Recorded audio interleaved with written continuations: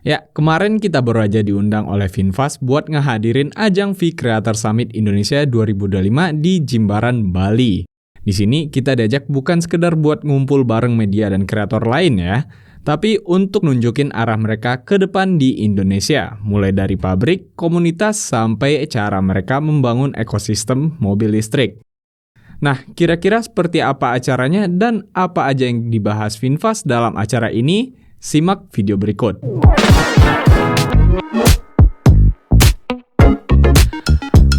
Oke, kita pengenalan singkat dulu ya tentang event ini. Singkatnya, V Creator Summit ini adalah ajang yang digelar oleh Finfast untuk mempertemukan media otomotif, konten creator, dan komunitas. Acara ini berlangsung selama 2 hari, dari 20 hingga 21 Desember 2025 di Jimbaran, Bali. Menariknya, acara ini bukan soal peluncuran mobil baru. Fokus utamanya justru memberikan gambaran besar mengenai arah Finfast di Indonesia ke depannya.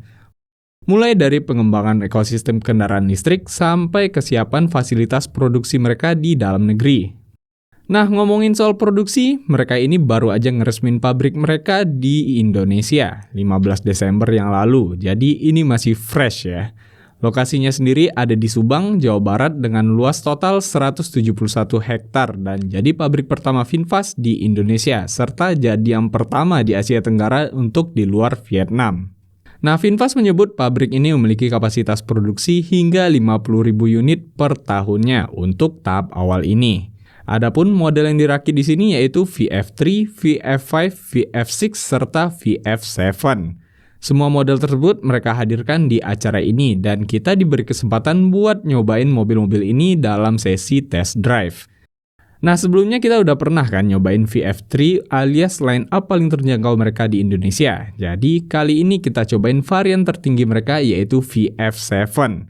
Mobil ini sendiri resmi dirilis di Indonesia sejak 23 Juli 2025 kemarin dengan harga mulai dari 400 jutaan dan terdiri dari 2 varian, ada VF7 Eco dan juga VF7 Plus.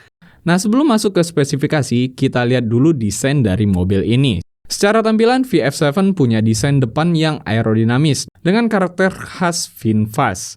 Dari samping, proporsinya terlihat solid dengan garis bodi yang tegas tapi tidak berlebihan. Overfendernya memberi kesan SUV tapi tetap terlihat sporty. Handle pintunya juga sudah model flush yang membantu aerodinamika sekaligus membuat tampilannya terlihat lebih rapi.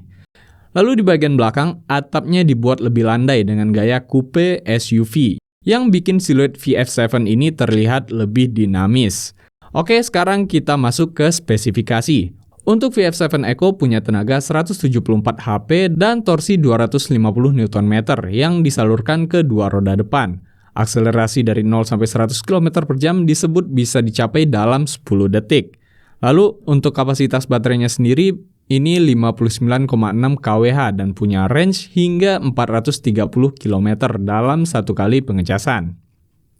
Lalu untuk yang plus punya tenaga sebesar 349 HP dengan torsi 500 Nm dan sudah menggunakan sistem AWD alias penggerak 4 roda. Untuk akselerasi dari 0 sampai 100 km per jam disebut bisa dicapai dalam 5,8 detik. Jadi ini lebih kencang dari varian Eco-nya yang tadi. Lalu untuk baterai sendiri 70,8 kWh dan bisa menempuh jarak hingga 471 km dalam sekali pengisian. Nah, dalam sesi test drive ini kami berkesempatan buat nyobain kedua varian tersebut. Nah, secara karakter keduanya terasa responsif dengan tenaga instan khas mobil listrik. Setirnya juga terasa cukup ringan dan mudah dikendalikan saat dibawa jalan. Namun untuk varian plus yang AWD tadi, dorongan tenaganya jelas lebih terasa, terutama saat akselerasi awal.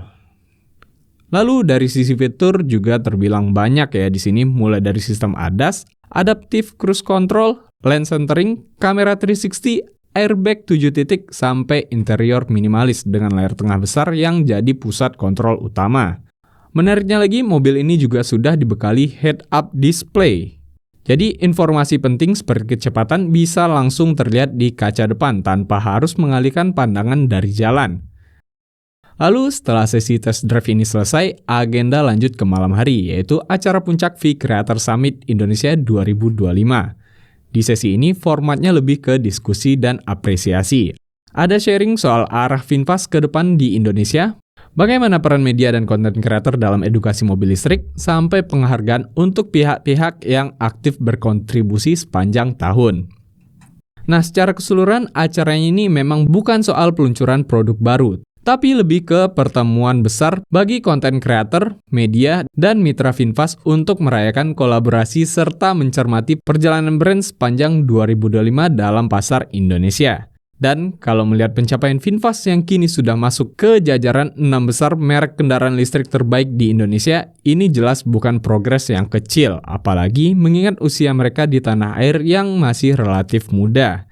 Jadi ini menarik untuk ditunggu bagaimana konsistensi dan strategi VinFast ke depannya dalam membangun ekosistem mobil listrik mereka di Indonesia.